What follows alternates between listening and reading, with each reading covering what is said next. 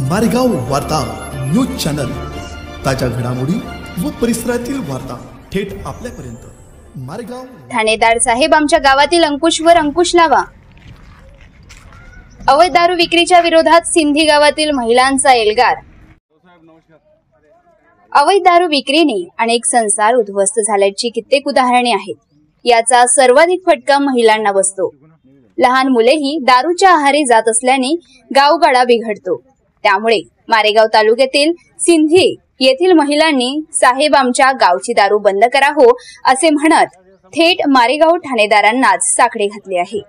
कुठलाही परवाना नसताना अंकुश वैद्य हा गावात खुलेआम अवैध दारू मोठ्या प्रमाणात विक्री करीत आहे। परंतु पोलीस प्रशासन सोयीस्कर दुर्लक्ष करीत असल्याने महिला आक्रमक झाल्या। अवैध दारू विक्री विरोधात ठाणेदार यांना निवेदन दिले। हा प्रकार बंद न झाल्यास उपोषण करण्याचा इशारा देण्यात आलाय।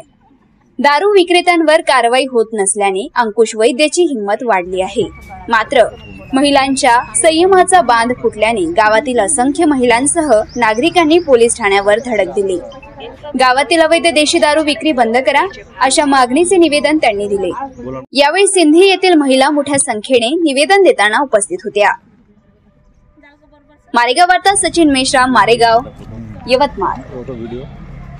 निलेश डावले, मी गावाची एक व्यक्ती आहे, नागरिक आहे। आमच्या गावामध्ये शांतता भंग होत आहे दारूमुळे। आजची पिढी नवीन आहे, ते कशी चालायची, कशी हे करायची। आमच्या गावात कार्यक्रमाचा प्रकार खूप आहे, भजनं पूजनं खूप चालतात आणि ते मुलं दारू पिऊन जर धिंगा मस्ती करत असेल तर त्या गावामध्ये शांतता राहील का? गावामध्ये विकणं एक गुन्हा आहे। नेमके कशासाठी आले तुम्ही इथे? आम्ही इथे दारू बंदी करायसाठी आलो आहोत। कोण विकते दारू? दारू अंकुश वैद्य। आता तुमची मागणी काय आहे? आमची मागणी आहे का गावामध्ये दारू विकायची नाही।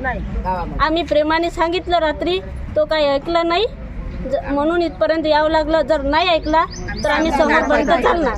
दारू बंदी झालीच पाहिजे। संतोष निब्रट, मी शिंदे या गावची होय।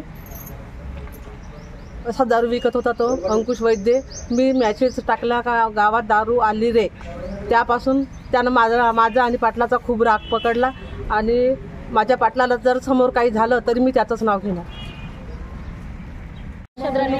सिंधीची रहिवासी आहे आणि आमच्या गावामध्ये अनलिगली दारू विकत आहे। आम्हाला असं वाटते की आमची समोरची पिढी नाही निघाली पाहिजे दारू पिणारी। आज आपले माणसं आहे ते ठीक आहे, काही विषय नाही, आपण त्यांना आवरू शकतो, पण समोरच्या पिढीला खूप त्रास होणार आहे ह्या गोष्टीचं। त्याच्यामुळे आमचं महिलांचं एवढंच म्हणणं आहे की आम्ही त्या गोष्टीला आळा घालू शकतो, म्हणून आम्ही सर्वजण इकडं